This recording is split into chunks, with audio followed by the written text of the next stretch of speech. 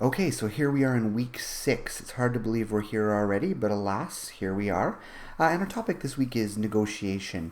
And negotiation is near and dear to me for a couple of reasons. First of all, I used to teach a standalone semester-long negotiation course before I came to tech, and so clearly it's something I'm both interested in and, well, frankly, could say more on than we have the chance to cover in this class. But I think that's fine, given the broader nature of what we're doing this semester vis-a-vis collaborative planning, community involvement. I think it's great that we can spend a week on this, and I hope you see how it fits in. And I'll come back to that in a moment. Second reason this is interesting to me and near and dear to me is I had an opportunity to spend a year doing a pre-doc, again, of course, before coming to tech, at the program of negotiation at Harvard Law School. And so it's a really interesting opportunity to meet and learn from some of the best there are in this world of work, at least from my perspective. And in the second lecture of the week, we will come to what is often thought of as sort of the PON model, program of negotiation model of negotiation, which is really more based on this notion of mutual gains. And I'm excited about that. I like to think of negotiation that way, and that's first and foremost how I'd like to introduce negotiation to you. So in some ways it's paradoxical, because today we're really not going to get into that, or I shouldn't say today, this first lecture.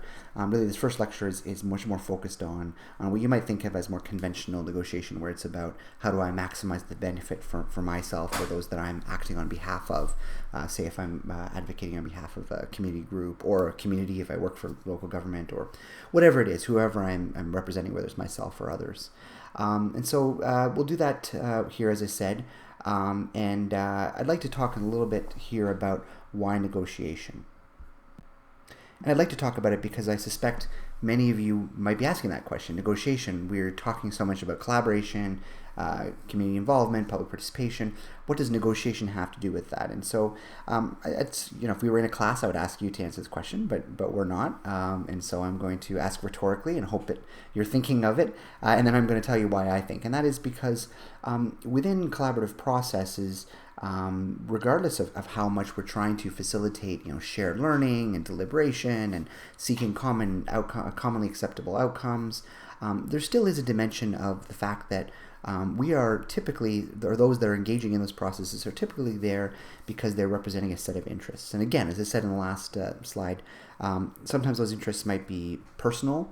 Sometimes those interests might be that the person you're representing or they're representing a stakeholder group. But regardless of whether you're representing yourself or you're representing a larger constituency, you are at the table speaking for some group or some set of interests. Sometimes that might be, you might be there on behalf of an environmental group and you're there speaking on behalf of environmental interests. Sometimes it might be a neighborhood group and you're there on behalf of neighborhood interests. Sometimes you might be there on behalf of a developer, right, who's trying to develop something and you're there on their behalf, or some industry group, or if you work for government, you're there representing the interests of the agency. And it's and those of course can be myriad. It's not always completely clear what your interests and priorities are, but nonetheless, you're there on behalf of the set of interests, perspectives, priorities, and you should, I would say, want to advance those interests, right? The environmental group, for example, if you're there on behalf of an environmental group, did not send you to first and foremost, make other people happy. They may not mind if you make other people happy, and in fact, we might go so far as to say that it is a good strategy to try to find outcomes that are mutually beneficial. We'll come back to that, as I said, next lecture. But regardless of whether or not that's true, you're there because you want to maximize your interests, right? You want to maximize your gains. And so this class in particular, we're going to focus more on that. And it's something I'd like you to keep in the back of your mind, and that I hope resonates as we go through the various tools and approaches to collaborative governance, which is where we're going to go starting next week with consensus building, is that at the end of the day, there still is this element of parties engaging because they have a set of interests, and that's okay. Beyond the kind of way I'd like to tie it into this class is I hope this is of personal interest to all of you, because we negotiate on a regular basis, right? We all do. We negotiate in our personal lives, things as relatively inconsequential as, where are we going to go for dinner? Yes, I know COVID, but under normal circumstances, where we're going to go out for dinner with our friends, what movie we're going to watch, all the way through to obviously much more consequential things like negotiating the purchase of a house, for example, right? And so I think it behooves us all to think about and practice some of these skills. And so I hope this week, this topic of negotiation brings benefit to you both as professional development, but also, frankly, also some personal development here. And we're going to do an exercise this week in seminar, and I also have a short kind of exercise type thing that I'd like you to do before you watch the second video of the week, and that's an unfortunate consequence of the way we are. Normally I would frankly run 2 exercises in class the week we cover negotiation, but we clearly can't do that, so we're going to run one in class and the other not really exercise, but well, exercise in a way I'm going to ask you to do online again. But in a way, these are not even the first interventions or exercises we've done that have related to negotiation. We did Win As Much As You Can a few weeks back. As you hopefully recall, for the Friday group, I know we didn't get as far as we might have liked with it, but hopefully you got a little bit of a sense, at least, of what the dynamics were, what the dimensions were. And of course, there was the online exercise I shared with you all that I think is really cool. If you didn't get a chance to look at that, take a look. But what I would like you to take away from, whether it's from playing Win As Much As You Can or playing that online kind of simulation of Axelrod's work that I shared with you, is that there are multiple factors that shape the negotiation space, and we should think about those, right? There are the people factors. We cannot escape the fact that people engage with different norms, different expectations, different ethics, right? And so those are important. People will act in different ways, and we need to be prepared in a negotiation to deal with that. But that there are also structural factors, right? That there are rules of the game, for lack of a better word, and sometimes those rules are formal rules, but I don't mean that, right? I don't mean exclusively that. I also mean the norms, right? The ways we've practiced doing things historically, the kind of ways groups resolve things, and those matter a lot, right? So if we think about the real world, there's lots of examples one could give, but some of them are really interesting, right? Like the ways that that groups that regularly negotiate with one another build such sets of norms that outsiders can't even understand what's going on, let alone try to apply some kind of external code of law to them. And so I don't know why it comes to mind, but I think about the famous tuna auctions in Japan, in Tokyo, and I'm sure other places in Japan. And it's quite a sight, right? It's such a traditional institutional environment with the same actors repeating day after day the same things has become quite ritualized, and in fact to the outsider it's not at all clear what's going on, right? They use a lot of signals that are only understandable among themselves, and you're talking about hundreds of thousands, millions of dollars of tuna that's bought and sold that way, right? Without kind of the formal traditional ways in which we might think about contract law and that kind of negotiation. So structure matters, and structure varies across situations, and then in terms of context and expectations, of course there's some overlap there, but it's also some things are different. You might remember when I debriefed Win As Much As You Can that I talked, for example, about even when we take a simple game like that and we call it the Wall Street game versus the community game, but we keep the rules the exact same and we run it with similar groups, how different the outcomes are, right? Because when we set a context of we are Wall Street, then people tend to behave in a much more aggressive way than if we say, well, this is community game. And so expectations and context do matter as well. But at the end of the day, insofar as we want to create spaces of productive negotiation, we need to build the mechanisms that foster relationship building, that foster compliance, that essentially provide the checks and balances that within which people are going to be able to have an effective negotiation. And so to some degree we might call that trust, but it's really trust that is motivated, I guess, if I can put it that way. It's not just trust because, we should ethically or morally trust each other, although I do accept that many of you might think we should just do it for ethical, moral reasons as well. And there's a supplementary video I'm going to attach below this one. I wish I could just embed them in here. I don't technologically know how to do that. Maybe I'm just not savvy enough, but you could either pause this video and watch it now if you want to kind of get it in line, or watch it after. It's up to you. But it's from a game show called Golden Balls, and it's I think it's quite interesting, and it gets at a couple of the things. That's why I'm talking about it now. It gets at a couple of things that relate to what we just were talking about and what I want to talk about here. So the first thing is the novel way in which the player, and I'm forgetting his name right now, but the player, you'll see what I'm talking about. The player essentially uses the rules and uses the system to almost force his counterpart into a certain behavior, right? And it's a very creative outcome, and I hope you'll find it humorous if you do watch it here. And instructional in a way, thinking about how somebody, how we can sort of set the norms, set the structural factors or adjust the structural factors to get the kind of compliance that we want within a system. But there's also a dimension of it, and that's where it's a nice transition to this slide, that is also about the people factors. And so I asked, the last slide, or suggested in the last slide about the people factors, they can vary. And, one thing I'd ask you to do is think about, vis-a-vis this slide, what kind of negotiator do you think you are, right?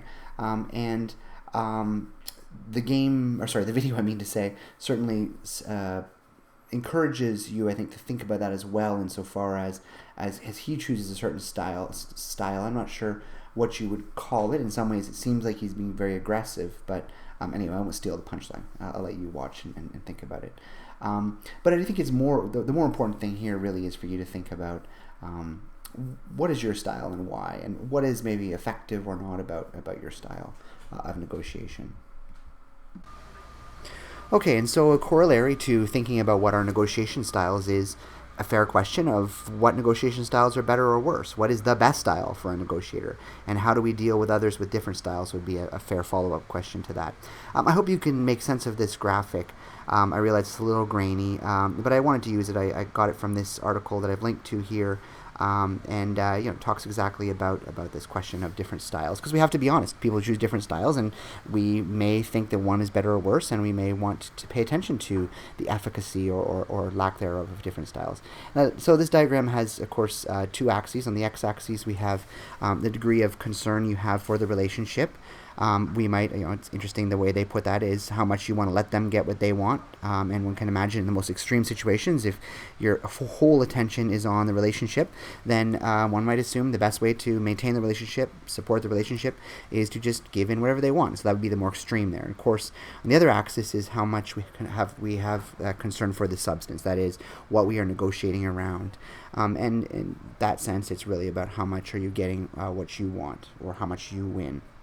And so we have these four quadrants. We have at the course bottom left, where we have little concern for the relationship, little concern for substance, avoiding, right? It's kind of a I lose, you lose, not a very happy world.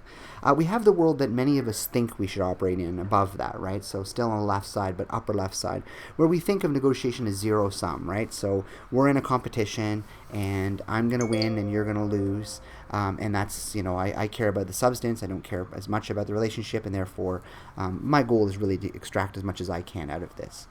At the far diagonal from there, the bottom right hand, we have where we care a great deal about the relationship, and frankly we're willing to give up a lot for it. And we do that by accommodating, right? So you win, I lose, because I'm accommodating you, right? And then we have what we often think of as, okay, well, if we don't want any of these, maybe what we want to do is compromise, right? So, okay, compromise would be I win sometimes, you win sometimes, I lose sometimes, you lose sometimes.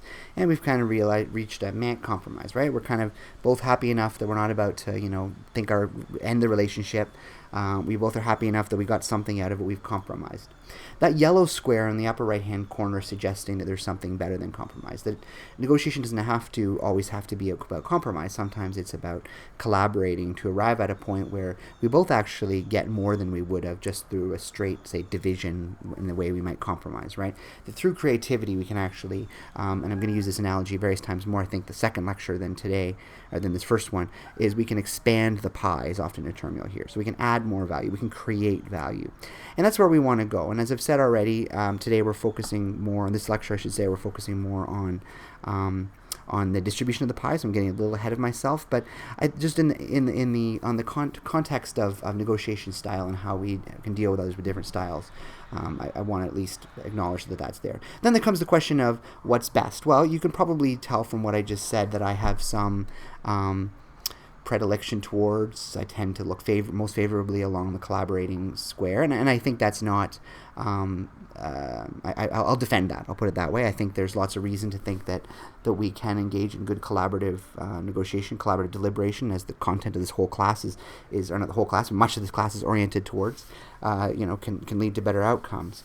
But it's not always the right approach. I can admit that, and I hope you understand why, that there is no, it's in a way that the question at the top of this slide is a trick question. Because the true answer is that we probably want to employ different styles styles in different contexts. We probably want to employ different styles when we're dealing with others with different styles. And we probably want to employ different styles at different phases of a negotiation.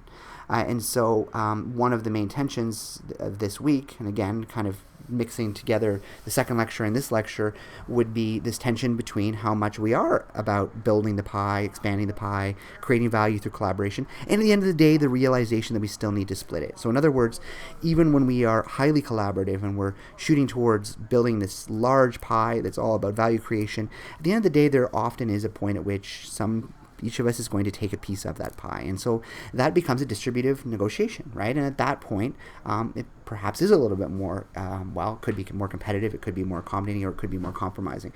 But the collaboration is less accentuated at that point. And of course, sometimes we just are, as I said, so that's the third, but as I said, there's other situations in which we might want to choose a model. When we're engaged in a, very simple transactional negotiation that's about one issue and we don't particularly care about the relationship, sometimes, I'd be the first one to say that sometimes you want to think about it in terms of a competitive relationship. So if you're going car shopping, there may be some ways in which we can create value, but I would not suggest you go to the car dealership with an accommodating approach, that's for sure. You probably want to go realizing that you are in a relatively zero-sum negotiation, and you want to think about how you can employ more competitive styles because you want to get the best value for you, and your first interest is to get the best value for you. And the one problem we often confront in negotiations is that we do face people who do not share our or do not see the situation, I should put it that way. They do not see the situation the same way we do. So we see a lot of collaborative opportunity. We want to engage in the negotiation from a position of collaboration, but unfortunately our counterpart clearly is thinking of this as a competitive, more transactional negotiation. And so there is a danger of us having a challenge there. There are things we can try to do. We can try to highlight how much opportunity we see for collaboration. We can try to build the relationship to foster collaboration. We can talk about the longer term relationships if that's important in this situation. That this is not just about us trying to zero sum solve this issue, but that we are going to have an ongoing relationship, whether it's interpersonal or at the firm level going forward. And last but not least, we need to recognize what it is we don't want to be doing, right? So if we are in a situation of where the other person is clearly being competitive, our self-defense, and I'm taking this directly from the guide that I have the link to here, is it's pretty obvious, but don't cave in, right? Don't sort of say, well, I really want to invest in the relationship, and it seems like they are really going to be happiest if I invest in it anyway. So why don't I just do what I wanted to do and give them the things they want? No. It's not going to create goodwill. It's going to, or at least in most situations, it's not going to create goodwill. Instead, it's going to sort of reinforce that is the behavior, that they've chosen the right behavior, that by being competitive with you, by trying to play hardball with you, that they're doing the right thing, right? Giving people what they want when they play hardball only reinforces that they should play more hardball. So again, what can you do? Well, restate your position, firmly use strong language, not what we'd like or want, but rather what we require or need, and never reward them, right? I think, it's pretty clear with many of the others. I think that's the one we often fear is both the question around when we should be competitive, and I hope I gave you a sense of that, and also what we should do when we face competitive counterparts and we're looking more for, say, a collaborative framing. And I hope I've made that fairly clear. And as I said, this is a little tangential from where we're going with the first exercise in the seminars and where we're going with the rest of this lecture, where we really talk more about transactions and negotiation, but I wanted to at least get out there so that you're thinking about different ways in which we can choose different behaviors, and the behaviors we choose, the behaviors others choose, and why and when might be more or less appropriate. So in seminar this week, I'm going to ask you to engage with this exercise called the art fair, and it's a very simple exercise, but I think that is effective in helping you to understand some of the core concepts of negotiation theory. But because we have relatively little time to debrief the exercise in class, I want to go through some of those concepts here as well. Because some of you will be watching this presumably before you engage with the exercise, I obviously don't want to quote-unquote debrief on the exercise directly. So instead I'm going to use another example for illustrative purposes. But hopefully you can translate, I guess you could say, some of the things you take away from the art fair negotiation to this example. I also like using a little different example, not only because of the kind of time difference that some of you will be, watching this before you engage and all that, but also because the art fair, I think, is effective at being a really simple exercise, very short instructions, but it of course doesn't relate to a public policy question. And so I'm going to use this example of pollution discharge permitting here. That being said, there is a risk that I'm choosing something that is a concrete kind of policy question, and that is that I'm grossly simplifying it here.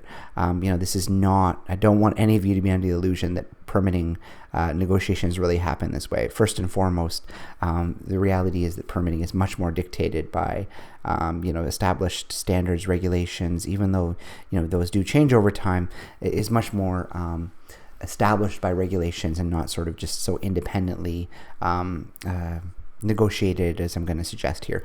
But nonetheless, just humor me that we're going to use this fictitious example of somebody applying for a water pollution discharge permit as a example or a way to understand the concepts. But it's the concepts I want you to get at, not how does pollution discharge permitting work. Okay. So all of those caveats notwithstanding, let's jump into our illustrative example here, our fictitious example here. So I want you to imagine this guy. He's showing up to the regulatory authority to apply for permits. And his company is building a new facility. It's going to be state-of-the-art, and including in environmental technologies. So they are committing that they're going to do whatever they can to reduce their pollutants. However, they really need to be permitted to release small amounts of kryptonite, poor Superman, into their wastewater discharge.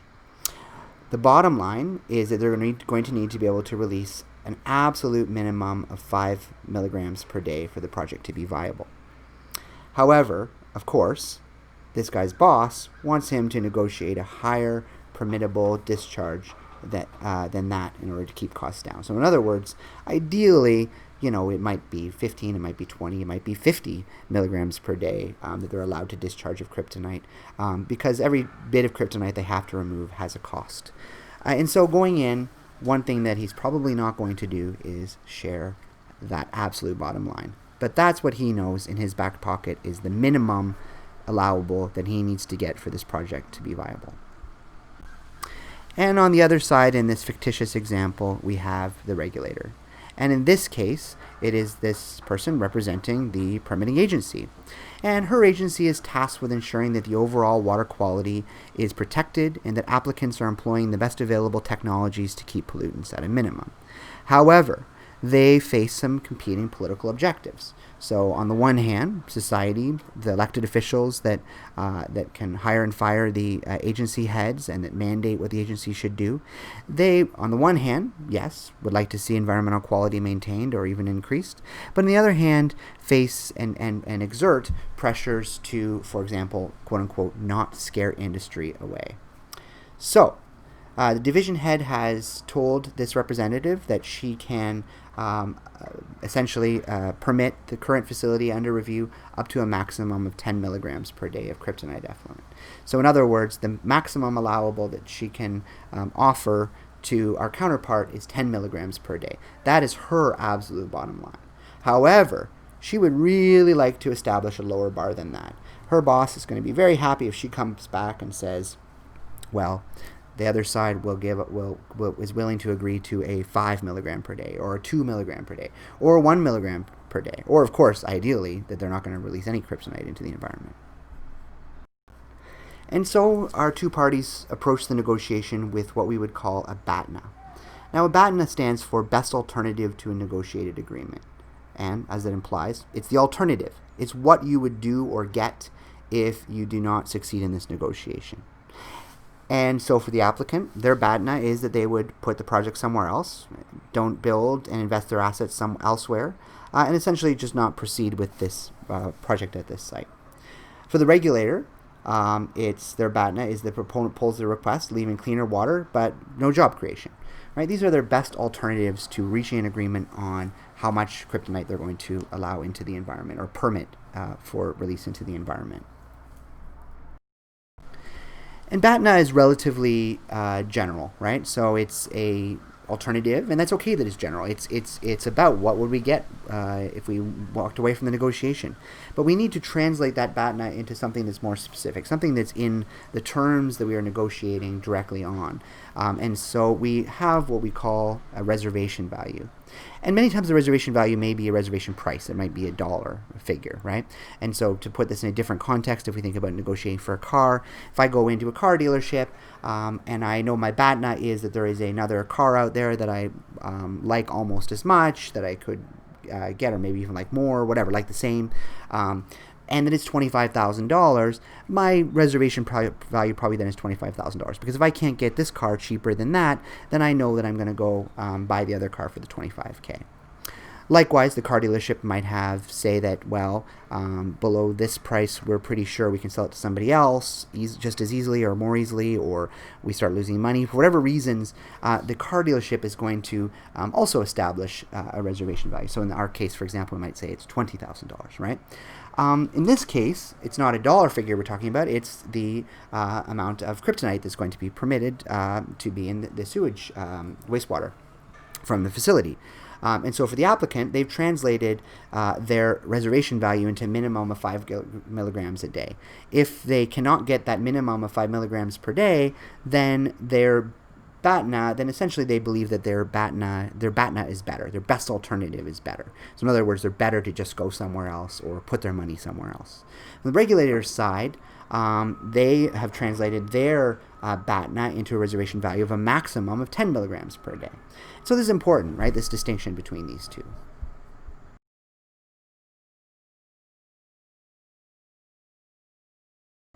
Okay, so we have these key concepts of BATNA and how we translate into a reservation value. But one might ask, why is this important? And there's a series of questions here that, by the nature of this one-way flow of video to you, are rhetorical, I guess, insofar as I can't really hear your answers. But I do want you to be reflecting on them. And so the first question here, a set of questions here, really come down to why should we care about our BATNA? Why is this important? Why are we talking about BATNA? And I think it's easier for many of us to think about why we should understand our own BATNA. We don't want to violate it, right? We don't want to do worse than our BATNA, because by its nature, a best alternative means that there is below that point. If we're not meeting our BATNA, then we should take that alternative, right? We are doing worse than the alternative. So we first of all want to have that marker as clearly as we can in the sand, so we know that we're not, that we're getting better than we would elsewhere. But the other is because it truly can act as an important marker in us understanding what the negotiation space looks like. We're going to introduce the term of ZOPA in a moment here, zone of possible agreement. But that at one end of that zone of possible agreement is our BATNA. And so it gives us a sense of starting point of understanding what the terrain looks like. The second question or set of questions here, I'll be honest, most of us do not do very well. And in some ways, it's unfortunate for those of you that will watch this before the negotiation, although I'll be curious to see if it impacts them at all before you do the exercise in the seminar, I mean.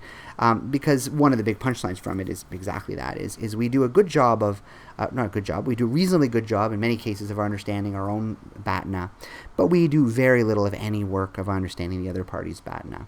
And that's a mistake, because we can only maximize the value for ourselves if we start to get a better sense of what that full spectrum of what is possible, what that full spectrum of the zone of possible agreement looks like, and that is achieved by building an understanding to the best we can of what the other side's BATNA is. Because, if we're talking about a negotiation where, it's a relatively zero sum, what I get, you give, and vice versa, presumably, if we want to maximize our own gains, we're looking to land somewhere close to their bottom line, right? Their minimum, not ours. And so if we start from our bottom line, we have no sense of what that zone looks like and what a good, quote-unquote, spot might look like vis-a-vis what their bottom line is. And, it's typically a bad idea to ask a party, okay, what is the most you will pay, or what is the least you'll sell this to me for? Why is that? Because, well, it's probably not a question you want to answer, right? And so you're either probably going to get a lie, or at least you're not going to know if it's a lie or not, or somebody's going to just look at you and say, well, why would I tell you that, right? In other words, that's not the kind of question we ask. But we can ask questions that can help us to try to understand that, right? And so questions that we're going to come back to active listening in a few weeks here, and questions that we might approximate or think of as similar in nature to the kinds of questions we ask during good active listening, right? We want to try to understand who is our counterpart, try to size them up. What do they know about this subject matter? What are their interests in this? What are their what is it likely to be? How can we start to appreciate where they might end up in terms of what their bottom line is? So in this case, for example, one might imagine our agency representative asking a series of questions of the representative from the firm about what they know about best available technologies and what they've learned and what are the options they have and what are they doing, and a variety of things that can help them to understand, or her to understand what their BATNA might look like. So we end up at this spot of a zone of possible agreement. And the zone of possible agreement is essentially, as it implies, is the zone of within which each party is getting more than their BATNA. So at least in theory, each party probably should be willing to accept any agreement within that space. But we don't typically know what that space looks like. And apropos my comments in the last slide, one thing we want to be doing in a negotiation is establishing our bottom line, right? Our kind of BATNA, where we something above which we don't want to, or below which we don't want to agree. But then it's the process of trying to understand the other side's BATNA so that we can get a better sense of what the ZOPA is. And again, I'm repeating myself, but just the main objective there is, what does this spectrum look like so that we can start to get a good sense of where we might be able to land on it.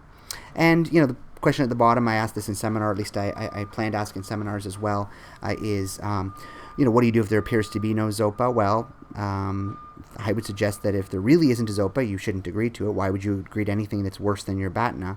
But sometimes parties that are employing more of that kind of, hardball negotiation tactic may be bluffing. And so, it's thinking about getting at ways to really ensure that there is no ZOPA. But at the end of the day, sometimes there isn't. And so, as I said before, a lot of this is about perceptions and learning. A lot of what I'm suggesting is good negotiation technique is really good human interaction technique. And as I like to say sometimes, it's often the most kind of friendly, outgoing people that end up being the best negotiators. And I don't say that lightly. I realize that, to some degree we have different personalities, and that is what it is. And I'm not saying you all, need to radically change who you are.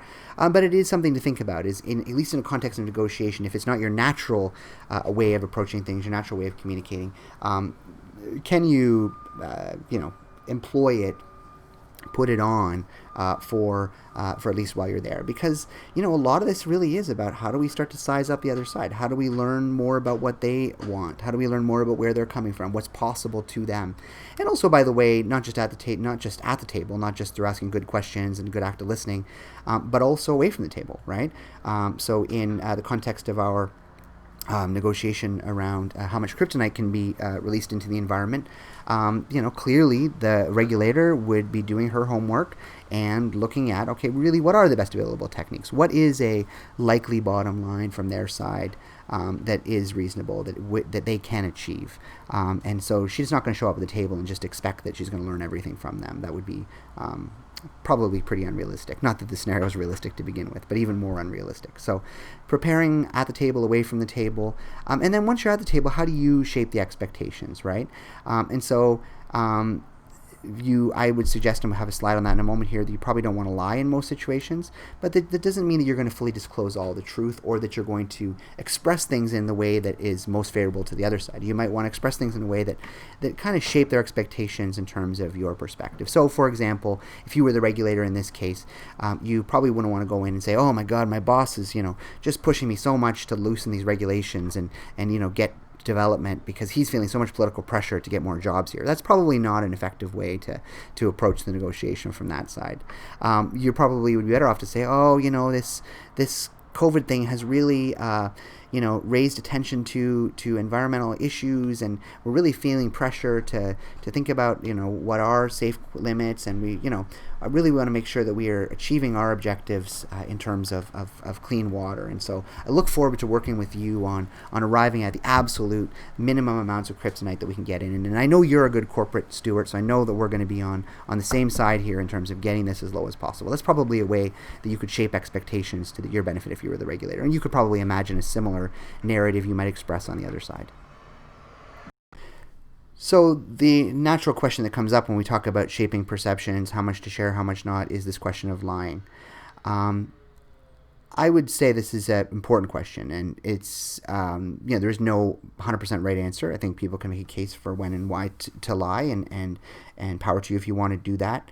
But I would acknowledge that, or I would suggest rather, that lying is often, I think, a poor choice or poor technique. Now, there may be good moral and ethical reasons why you don't want to lie, and I respect those as well. But that's not even the case I'm making. The case I'm making for why I think lying is not a good idea is, if we're honest about it, most of the time in this world, liars get caught. Liars end up being uncovered for what they are, and that there's nothing that can destroy what could be a productive negotiation more than when it's clear to the other side that nothing you've said is truthful, and therefore you probably shouldn't be trusted in the negotiation, because it's really hard to figure out where to go from there. Now, that being said, as it says here, the dilemma is how much should you share about your own needs? That's a very different question. And what I would suggest is you can be extremely careful around how much you do not disclose, and depending on context, there may be more or less, let's say, legal reasons why you have to disclose certain information, or again, ethical, moral reasons why you want to disclose more or less. But that in many situations, shaping the information in ways that is beneficial to you is a more fair game. It's when you out and out lie that I think we can face a lot more trouble. Second question here, of course, is that's all fine and well. Maybe I made a convincing case that you shouldn't lie. What about others? The reality is you have a counterpart. How do we know they're lying? And that's why the second dilemma here is that you do need information from the other party, but so that you can build this understanding of the ZOPA, as we talked about. But how can you know whether or not you can trust what they say? And what I would suggest here is that you want to be thinking about ways in which you can listen, learn, but verify, right? So how can we triangulate? Can we ask a set of questions that maybe get at the same issue in a slightly different way that we can use to understand whether or not they are telling the truth when they share certain information or claim they're sharing certain information, and or looks to external sources to validate, right? So if they say, well, this is the best available technology here, to use our example with the permitting, again, you can verify that. Are they really aware of what's going on? Are they kind of holding back some information? Okay, so another key concept here is anchoring. And this ties in, of course, to the use of information. How do we anchor? Well, we anchor by often by using information to arrive at a point where we think is a good anchor, and sometimes even using information as an argument for why that's an anchor. But what an anchor really is a marker in the sand along that ZOPA that a party puts out that tries to shape the perceptions of the other side of what the terrain looks like. And so anchors can be used. They're not always used strategically, but often are used strategically. Sometimes they're accidental, by the way, but strategically can be used strategically to give a party a sense of what whether true or not of what might be appropriate place in the spectrum. So to go back to the car example. If I want to spend between $20,000 and $25,000 on a car, and I go to the car dealership. And the car dealership says, well, this car is normally a $30,000 car, but oh my God, we're giving it to you for $25,000. What they're doing clearly is they're laying an anchor that says, well, $25,000 is already a really, really, really good price in this spectrum, or in this range of prices you might pay for a car. And so, we're trying our best to show you that we already are at this good spot, and you should be ready to pay that price, or at least really close to that price. And parties will often, as I said, use anchors as a way to kind of shape expectations that way. And I love this Dilbert cartoon as kind of an illustration, obviously a joke, a kind of funny one, but an illustration of anchoring. I'm not sure if I said on the last slide, but the role play we're doing in seminar this week is I think really, really illustrative of anchoring as well. So I think you'll get a good sense of what I mean by that. Not to give too much away, but that's my feeling. So then it raises the question of, well, when should you anchor? Should you make the first offer in negotiation? Because your first offer is typically an anchor. How can it hurt or help you in a negotiation? And before I get to that question of should you make the first offer, let's acknowledge that there's a dilemma here, right? There's a potential to lose significant value if you anchor too low. So if you have a sense, if your sense of what a good anchor is actually underselling how much you might get or pay vis-a-vis what your counterpart is willing to accept, then you've lost value, right? They actually would have paid you more or sold it to you for less or whatever it is, and you've lost significant value because you didn't because you anchored at a spot that was still better for them, even though you thought you were maybe being aggressive, right? So that's one dilemma. But on the other hand, if you anchor too high, you can insult people, right? And that happens, right? You can strain the relationship because you just are so far beyond what is acceptable to them. So it's not obvious that the right answer is, well, just multiply by 4 and that's always the right anchor, right? If you went to a car dealership and said, well, this car's listed for $20,000, I'm going to give you $5,000 for it. That's what I want to pay, $5,000. They would probably kind of chuckle and say, well, if you really want anything, come inside, but I'm going to lunch break, because that you're a joke to them, right? So how do you do it in ways that kind of meet that happy medium or don't fall off either of those ends of the spectrum? And the other question is, of course, that's related here is, what do you do for your counterpart anchors? How can you handle it? Well, the advice on when to anchor and when not is it's best to lead in anchoring if you're fairly confident that you have good information on what the zone of possible agreement looks like, right? So what is the spectrum between their BATNA and yours? What is that zone of possible agreement or reservation price in yours? And if you feel like you're fairly confident in that, then yeah, it's probably wise for you to try to anchor in a place that you think is beneficial to you. Conversely, if you don't have that good understanding, perhaps you want to encourage them to anchor first, but with the strong understanding that that they're going to probably be giving you something that at least they perceive to be a very aggressive offer. And so don't take it as, oh, well, I guess we have to agree on a price around their anchor. Instead, be prepared to push on that, and we'll come back to that. But that's generally when you want to anchor or not. So not completely unrelated to the concept of an anchor is that of aspiration value. And I hope you get a sense of what this is in part from seminar this week. I ask you to set an aspiration value. So if you're Alex, I ask you, what is your goal around how much you want to sell it for? Not what is your minimum, not the BATNA. What is your goal, your aspiration? And likewise for Bailey, how little do you want to pay for it?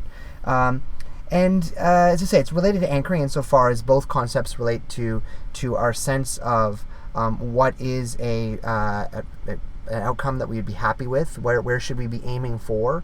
In this case, with aspiration, it suggests what is our ambition with it. And so the question is that we always have to face is, should we set an aspiration price, and if so, what is it? And I hope one thing that's clear is that we should be thinking about our aspiration price should be most serious about it, I'll put it that way, once we are starting to get a better sense of what the ZOPA looks like. And so this also relates very much back to the concept of a ZOPA. It's not to say we shouldn't set an aspiration price before we have a sense of the ZOPA, but that we should be ready to revise and should really start to solidify it only as we get a better sense of what the ZOPA looks like. And there's two things we can say, and they're somewhat paradoxical, right? And that's what it says on the slide here, right? Is that aspiration values can be incredibly strong predictors of outcomes. Setting targets matters, right? Setting an aspiration can be helpful. But if we're too aggressive with our aspiration, it can also lead to a stalemate. What the research finds, and there is good data behind this, is that when people set a really aggressive target, they often end up in one of two places. They often end up either doing better, maybe not quite achieving it, but doing better than a similar group would without such an aspiration. Or they end up crashing and burning, right? And the negotiation fails even though there was a ZOPA. So something we want to be careful of, right? If we set our aspiration too high and we're not flexible, then we can end up walking away when there in fact was a zone of possible agreement, and we just weren't willing to kind of take less when that was in fact where the ZOPA was. And so it's this dilemma, right? When do we hold, when do we revise? We need to trust some of the information that our counterparts provide, but we are also trying, it's a strategic game. So we need to be, as I said before, how do we triangulate things? How do we verify things? How do we make our best estimate, a guess, and ideally an aggressive one, in advance, but continue to ask good questions at the table so that we know when and how to revise it? So yeah, really it's kind of seeking that happy medium of, we want to be aggressive with our aspirations, but we also need to be cognizant as things change and we learn new information. Okay, so hopefully by now it's clear that one of the most effective ways in which we can start to understand the ZOPA, that is to say, understand our BATNA, understand our counterparts' BATNA, maybe get a sense even of what our certainly get a sense of what our reservation value is, ideally a sense of what theirs might be, and start to get a sense of what, where we might want to either lead in anchoring, certainly where we might want to set an aspiration value. That all of this, at least in part, depends on preparation. And some of it is at the table, is good active listening, and I think I've emphasized that earlier. But part of it is ahead of time, right? How do we prepare for negotiations? And I emphasize this point in part because, frankly, I think it's where we are often fail, right? And if we look at, again, the data on negotiations, it's shocking how little people often prepare, right? It's one of the most common weaknesses when parties enter a negotiation is that they're not really prepared. And there's nothing worse than when your counterpart is prepared for something like this and you're just not. And I would say, that's not perhaps surprising. I don't want to pick on any of us, but I would say, think about the things we negotiate on our lives, the big things we negotiate on. I don't know your families, obviously, but I'd say a lot of people would show up. I'll give you an example for a car purchase, one of the most expensive things you're going to purchase in your life. And a lot of people show up at car dealerships saying, oh, I just want to look at cars. I'm just going to go there and see what there is. And, that one looks nice. And next thing you know, they're in a negotiation, right? They kind of have gone with relatively little data, relatively little sense of what they might pay for that car, right? What the range of prices is. And that's changing, right? Because now that data is becoming more accessible through things, platforms like Carfax or Cars.com or I'm sorry, it's not Cars.com. They sell cars, right? Anyway, these different services that look at, for example, what might be a good price to pay for a car and so on and so forth. So I think that's changing. And frankly, car dealerships probably are not very happy about that. But nonetheless, my point is that even a negotiation like that, it's critical. We can really do a lot better by being prepared. And so what does that mean? Well, it means, as I said, looking at what are your best alternatives. What are theirs? How can we get a sense of it? How can we triangulate it? What can we do to conduct what's called a negotiation analysis? How can we consider how things may play out? Negotiation analysis would be how do things play out in a negotiation? What are some ways in which they might possible concessions we might be able to make, possible concessions that based on our research we think they might be able to make? What are some arguments you think they're going to make and the way you can counter them? This is all just really good things to have ahead of time, so you're not surprised there. There are always going to be surprises, there are always going to be changes, but to the degree to which you can proactively get a sense or be prepared for things, the better off you're going to be. And I bring back our example of the pollution permit, our applicant for pollution permit, and his two binders probably suggest he's prepared. At least it looks like it, and he's probably done things like looked into what are the prevailing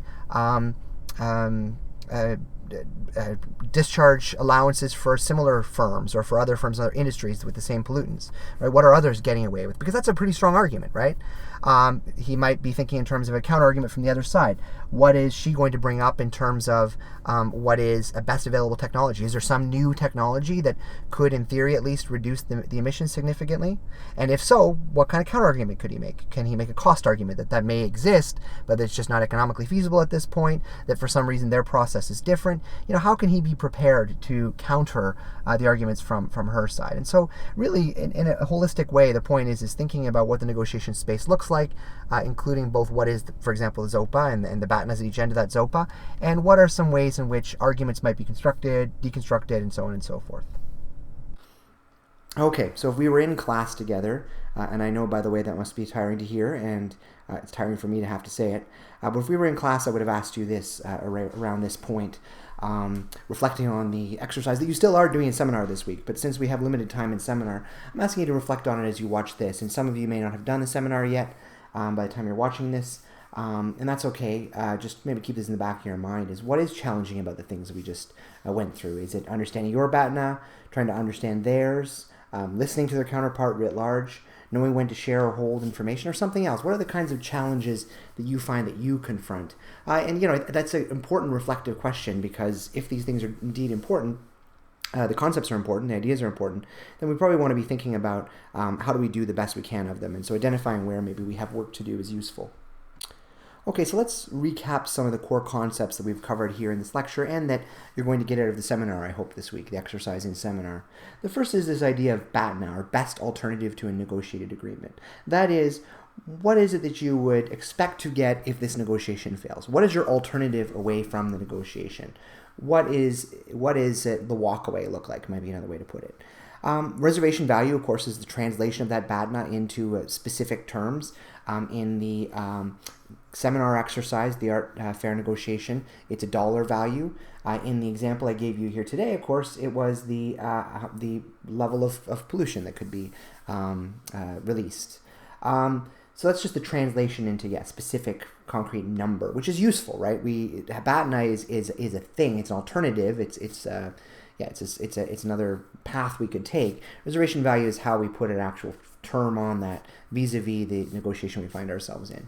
Of course, when we understand the BATNAs, we understand the reservation values, both of ours, which is relatively easier typically to figure out, or at least come up with an estimate of, and theirs, which can be a lot harder, but it's still important to try to get at. We end up with this zone of possible agreement, and in most cases we're never going to know exactly what that zone of possible agreement looks like, but a goal is to try to understand what that zone looks like.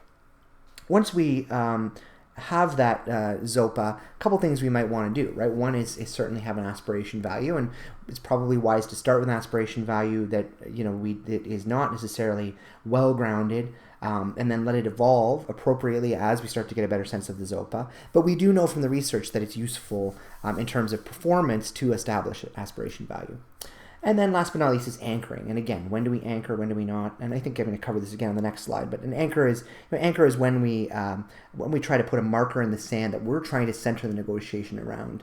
And so it's kind of, marker in the sand, I think is a good way to put it. It's a place we're trying to anchor our opponent into thinking is the kind of area within the ZOPA that we're going to end up in. And I'll come back to strategy in a moment here. Okay, so strategies. As I've said many times, and I hope by now it's clear, is that we are not going to have a perfect sense of what their BATNA and reservation value are, but our strategy should always involve doing our best to try to figure out what it is, try to learn more about what it is, both at the table through good active listening, questioning, and so on and so forth, and away from the table, that research we can do away from the table to triangulate, to try to get a better understanding. And I think I provided you with some examples before there that I hope have made it relatively clear.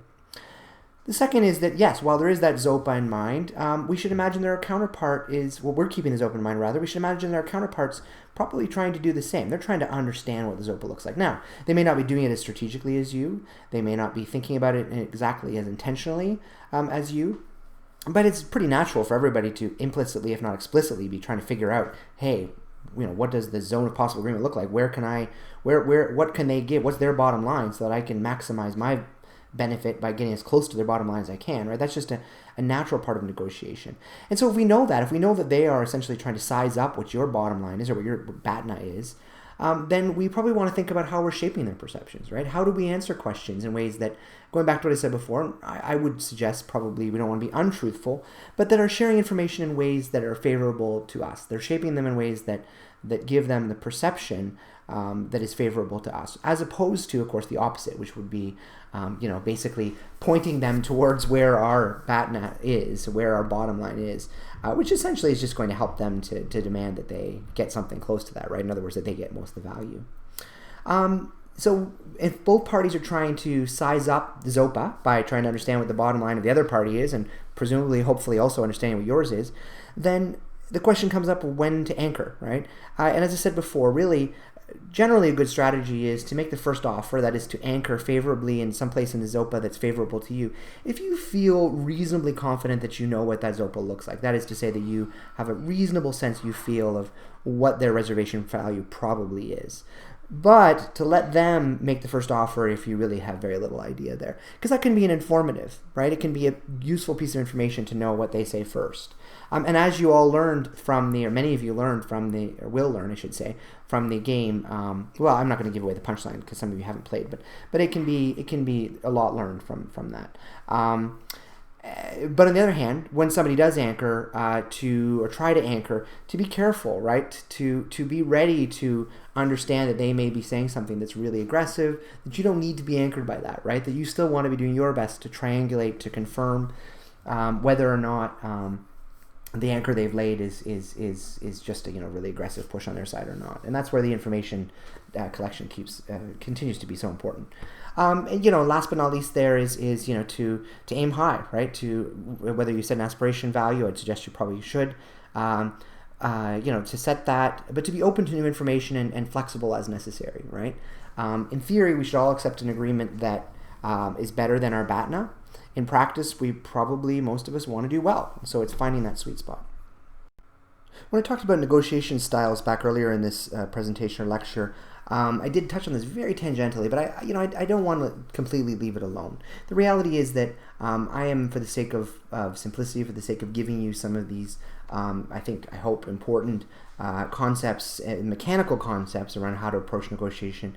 I've glossed significantly over the ethical and moral questions, and I don't want to completely ignore them. I think it is important. I think we all have our ethics and values. And it's no different when we enter a negotiation.